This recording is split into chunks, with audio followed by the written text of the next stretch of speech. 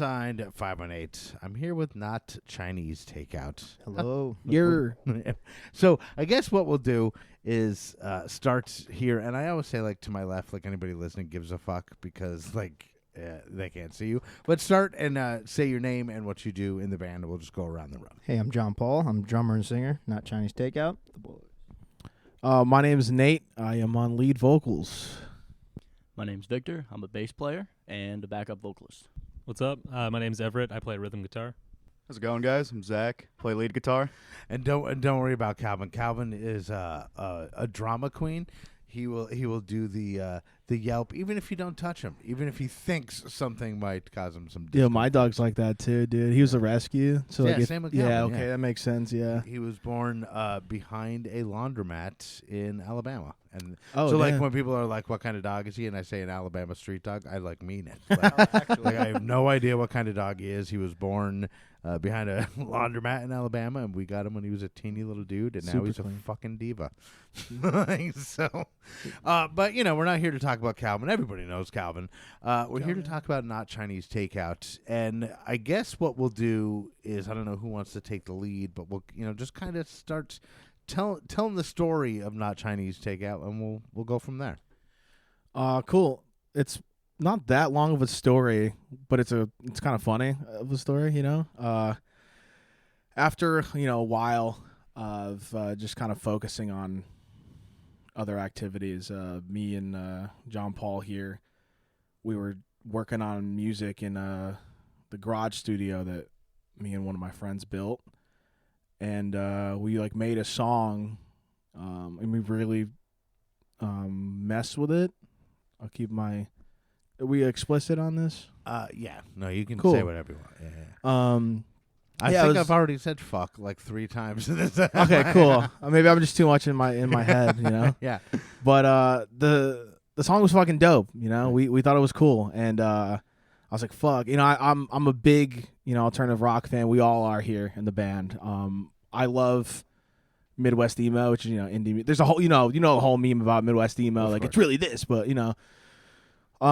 And I was like, yeah, what kind of name kind of suits a sound like that? At the time, we didn't know what we wanted to do going forward. We just knew the song was pretty sick. So I was like, yo, like Chinese Takeout. And, me and John Paul have known each other for like, over 10 years. So we have like certain, vocal patterns and jokes that you have with all your, your homies and stuff. And he was just like, nah. Not Chinese Takeout. And I was like, hell fucking yeah. Like, that's the one. That's it, dude. That's it. Yeah, that was it. That's how it came together. And I love, and for me, it's the little things, but like using the Chinese Takeout, what do they call them, emoticon or a emoji or whatever, Yeah. fucking Yeah. in the text, Yeah, dude. was like brilliant. I'm like, Thank it's you. fucking brilliant. Superly exactly, real small, nothing big. They had a takeout emoji, and I was like, we're gonna use this. Yeah, it's awesome. Like Thank you. little things like that. It's Appreciate branding, it, you buddy. know? So, what year are we talking? Like when the dope song was happening and everything. So this starting to was come together? 3 years ago. We started really messing around in the garage, and then we started refining, and sending stuff out to producers, and then we ended up making a trip, finding a band, start making this thing a little more professional, start putting it out. So when you two started it, and then how did everybody else kind of roll into the to the lineup to finalize shit? I'm gonna give the mic to Everett real quick. He'll tell you. Yeah, so at least how I got into the band was, I don't know, I used to do music like several years before I joined Not Chinese Takeout. I did like a metal band when I was in high school, and then I took like a couple year hiatus from music, but I was getting the itch to get back out there.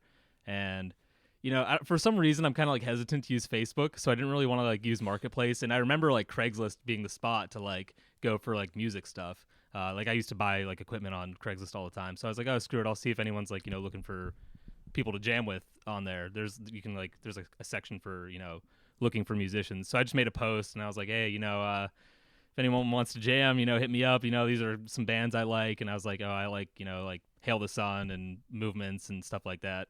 And me scrolling through Craigslist, immediately hopped on that. I was like, that's the And perfect vibe. I didn't even know fucking Craigslist still existed. Oh, somehow 2 for 2 with these guys. And I remember, because I remember, 20 years ago, that was how it, bands got together. Like, you would just put out a fucking hook in Craigslist, be like, hey, just like you said, this is what I'm looking for, this is what I play, whatever. But, I honestly did not think that Craigslist still existed. That's wild. Honestly, it shouldn't. They were the only normal people I met. Matt got some weird text, but I had the same type of ad on Craigslist. I'd say, "Oh, I got a place out in the woods. No one could hear us." I just get that text. And this is Zach, by the way. Yeah, but I posted same type of thing. I said, "Looking for a band that wants to make captivative music that could reach a wide audience." It was up for 2 months, and I get a text from JP, and I was like, "Yeah, they sounded pretty cool." I sat down, tried to learn. I think it was "Doesn't Matter," and that was that. I was in high school playing in the jazz band on electric bass. When I graduated, my friend who played rhythm guitar with me in jazz band texted me randomly one day over the summer, and he goes, "Hey, my cousin is looking for a bass player for his band. Here's some of their songs. They're called Not Chinese Takeout. Why don't you hit him up? Here's his Instagram." So I text Nate on Instagram, and then I pull up to JP's house just to, check out the music, see how the vibe goes. And Nate opens the door, and I'm like, "Oh, okay. This is the guy's dad. He's gonna he's gonna come introduce me to the band, and then I'm gonna jam with probably this dude's son, because I'm 19, he's 28, JP's And this is 29. Victor, by the way, if y'all didn't know. Yeah, I walk in, and then we go upstairs, and I see him get on the mic. I'm like, oh shit, so this is how this is going to go. All right, and we sat down and played. I think it was Chop and Fade was the first song I ever learned. Everett taught me chord by chord, walked me through that, and then here we are. He listened to all the songs on the way to his first practice. He listened to the songs on his way there. I remember him saying, and then he did a great job. Dude's an absolutely phenomenal fucking player. Everybody in this band is. So, you had at least the one song or a couple songs together, and then now that you have the full lineup, I think when did it start solidifying where you're going to start recording things and going out and gigging? I guess what was the next step once you were like, all right, everybody's on board? Me and JP made a handful or two of songs before we got these guys, and I guess we started 3 years ago, and then we went and actually recorded for the first time 2 summers ago. We went out to the Bay Area. We drove all the way there. Oh, wow. Yeah, we stopped in Colorado and first. By the Bay Area, you mean Southern Lake George, right? Right. Yeah, exactly. Right by the good old 518. By the Log Jam restaurant. Yeah, exactly. Right on the boardwalk. So you drove across the actual whole entire country. Yeah, we did stop in Colorado though. One of my friends, I lived in California for a number of years, and one of my friends. So one of our favorite bands, at least me and John Paul, is The Story So Far, and they were playing a gig at Ohio, or what was it? Denver's for Lovers, Colorado's for Lovers festival by Hawthorne Heights, their festival. And my friend, she was like, "Yo, let's go to this." And I sent the flyer to John Paul, and I was like, "Dude, do we?" He was like, "Yes." And we drove to Colorado. I was at work, getting out of work at the time, and I had sent a message to a producer out in California. His name is Sam Pura. He's the absolute man. We love him to death. And we were talking about modern age of music and stuff, Andy, and that's the beauty of modern day stuff, because I sent him a DM on Instagram, bro. Oh, wow. Yeah. And he responded, and I think I called John Paul, and I was like, "Dude, this dude said, yo, we could pull up to a studio. Do we?" And he was like, "Yes." And I was like, "Fuck yeah." So we stopped in Colorado, did the whole thing. Great show. Kept on going another 20 hours, and ended up in Northern California, recorded the first EP. And then, like they said, when we found him on Craigslist, that was the summer after that. Oh, wow. And then, and more recently we've been we took a trip out to Boston as a band. We recorded 2 tracks out there, and we're just building for hopeful album way in the future as the crew, the guys. Yep. And I always say on this show, it's not a professional thing, so I'll say things that break the fourth wall, so to speak. Cool. But coming in soon, my buddy from the band Erie and you were saying something about you had a show with that, so you're putting shows together and playing locally. Like, Oh, yeah. what are some of the more memorable shows that you've had? Like, Single cut with Corey up yeah, there. that was cool. yeah. It's a Dude, great Single spot. Cut's my fucking favorite place, and it's in print.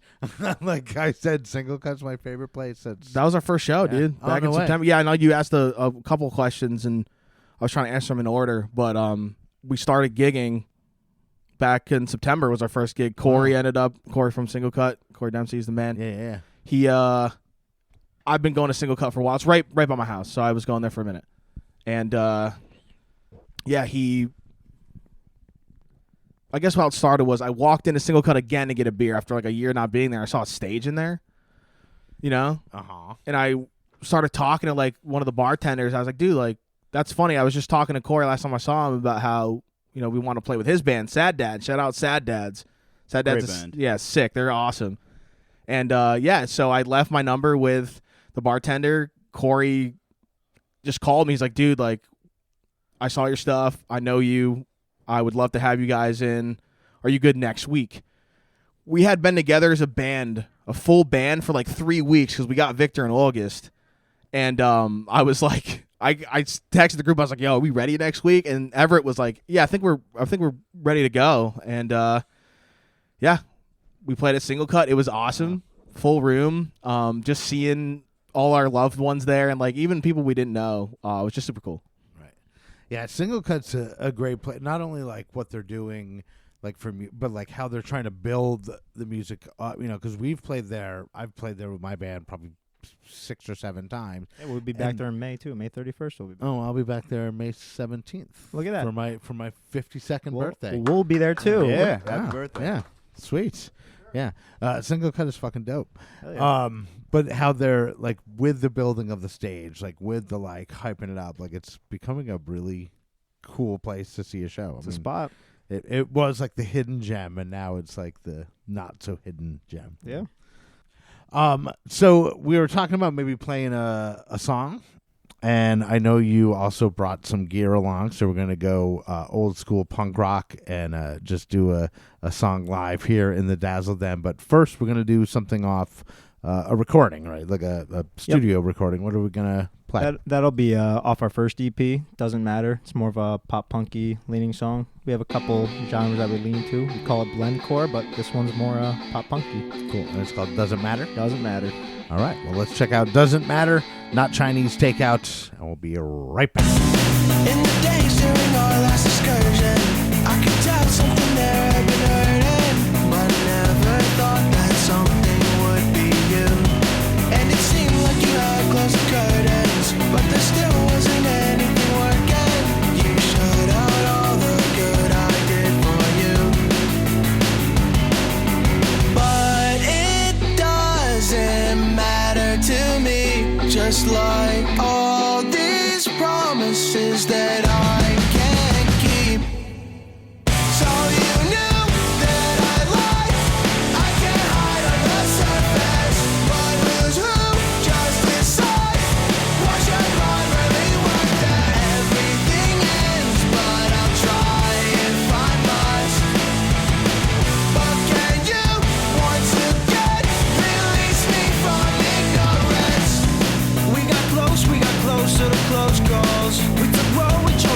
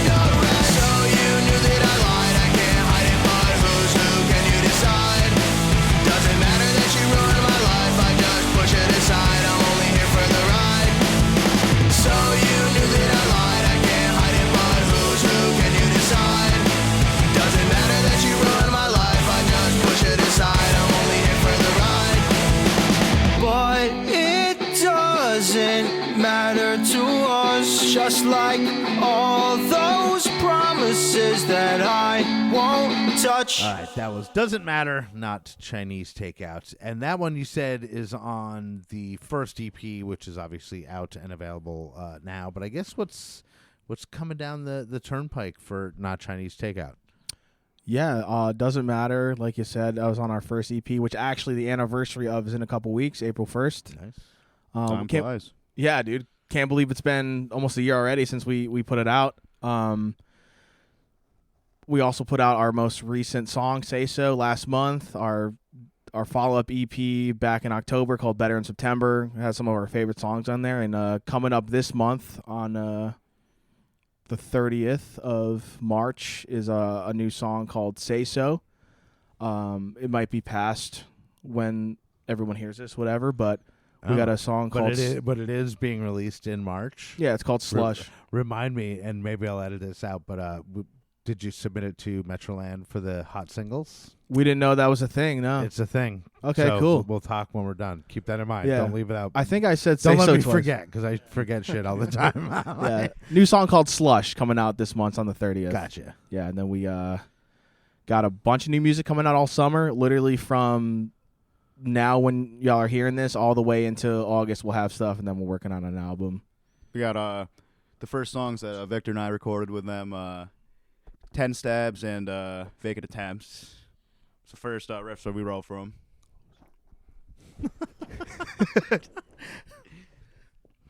Yeah, it was a really fun experience going down with them to Boston. First time in a recording studio. Had fun tracking.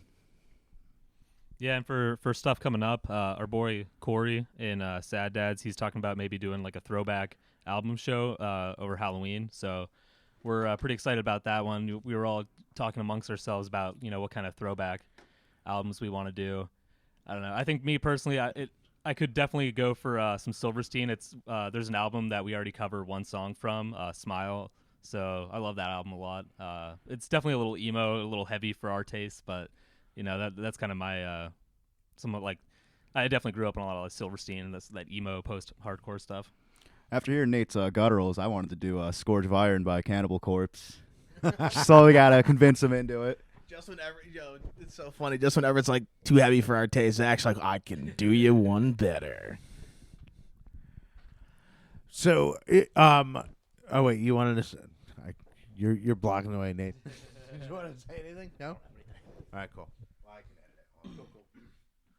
So with those, you were saying the throwback album show, and I was saying, before we were recording, how we're playing a show where we're going as another band, and I think that is such a not only a cool way for a local band to meet people, but to get more fans, because like you were saying, that album or an album or a band that is important to the sound of the band, if you pay homage to that one night, it kind of lets people know where you stand, and I think and if you have more fans. The way we in. recruited these guys, they have such different string playing bass lines from when they came from a metal leaning, Right. a punk leaning, and then a more of a Midwest leaning bassist. So if we can expand our horizons that way, playing some covers, we don't mind that either. Right.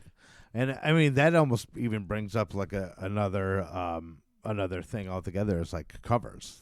I think throwing covers in is a great thing to do, not only with a newer band, but always. You know what I mean? Because you're always going to be playing for someone new, and if you're playing a cover song and it fits in with your sound and it makes sense with your audience and it'll bring someone else in, then they'll start listening to your music. And Yeah, a big one for us is Covet by Basement. Gets the crowd going every Right. time. Right. Yeah, there's always going to be covers that get people fucking hyped up. It's great because you grab their attention and then they're going to listen to the next song. Right. And they're going to know a little bit more about you and about your style by what you choose to cover, no. I've always, I always flip-flop on the cover, but I think I'm really on board with them. I think they're an important part of Just sprinkle of a few bands. in here and there. Yeah. Or at least be able to sprinkle a few in, Great for encores too. Yeah. Absolutely great. Yesterday we encores. had 2 encores. You know, we picked our 2 best covers. It's great. We had a crowd surfer. Little mosh pit opened up. Sweet. Yeah, I don't know if I've ever had a crowd surfing. I mean, Personally, I love a good cover as a big Midwest emo fan. A few weeks ago, we covered Cinco de Mayo Shit Show by Marietta. And as a big Midwest emo fan, I absolutely loved that one. We had a great time playing it. So it also allows us as a band to have a lot of fun playing shit that we really like to listen to begin with. Right. And then once you can bring that on stage, it's a whole different feeling. totally. Another thing with covers too, you know, you learn something new when you're playing it. Like for me, like that was completely different than anything I played. New tuning, different fingerings, but all in all, it makes you a better musician. Totally. So you we're almost out of time here, but you brought along your gear, and we're gonna do an old fashioned. I guess we'd call it like punk style, garage rock style. We're gonna set up and go full volume, full bore, full Not Chinese Takeouts, and we'll see what we can make happen. And I'll even video it so that I can put it up on the social so that people can check it out. But what's the song that you're gonna do live here? This one's called Say So. It's our latest release. Available Cool. everywhere. All right. Well, let's check out Say So live here in the Dazzle Den, Not Chinese Takeouts, and then we'll be right back to wrap it up.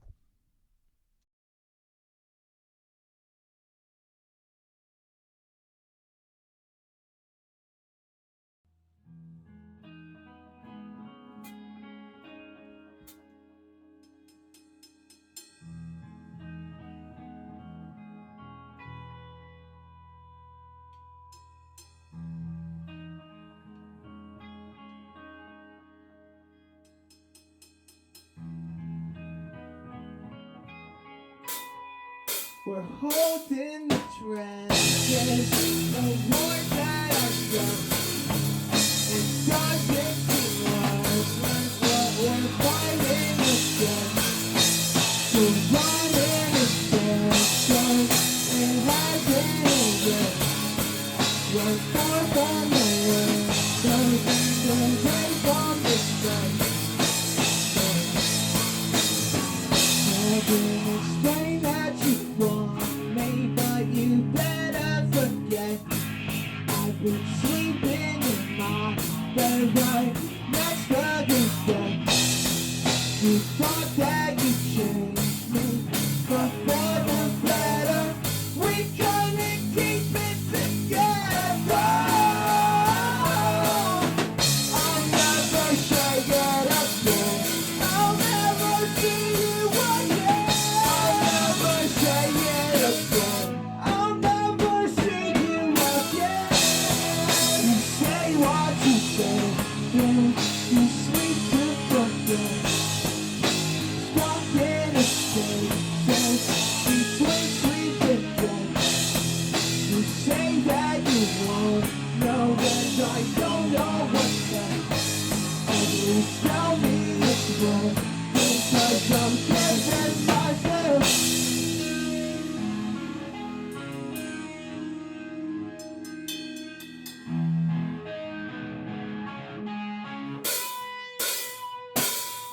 Well, you don't know where you come from, and you won't know what you've done, but you should know what to hold on to.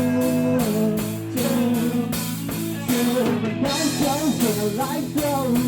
You're a no-show for the lifestyle. Don't you wanna make another night run? I'll never say you again. I'll never see you again. I'll never say you again. I'll never see you again. You say that you don't know that you have your regret. A space where you can know when it's nothing but us. You're waiting for your soul. The Chinese takeout. With me.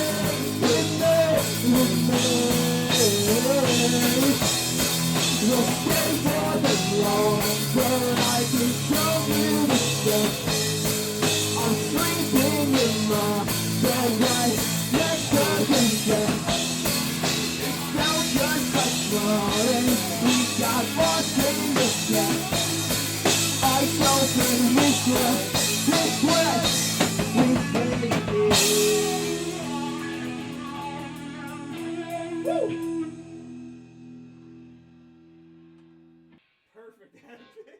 All right, that was Say So, Not Chinese Takeout, live here in the Dazzle Den. And go over to Instagram or maybe even on my YouTube page if I get it over there. But I did video that, so that'll be pretty cool. So I just want to thank you guys for taking time out of your day for coming up here and doing this with me. And before we go, I just want to give you a chance to say what I refer to as your gratitude. So we'll start right here. Absolutely. Well, thank you, Andy, for having us here. It's been great. I want to thank a couple of our producers. I'll thank Connor Hansen, Sam Pura, Alex Allenson. They've been bringing some great stuff out of us. Go check it out anywhere music is. I also would like to thank you, Andy. Thank you very much, sir. It's been a total honor for us.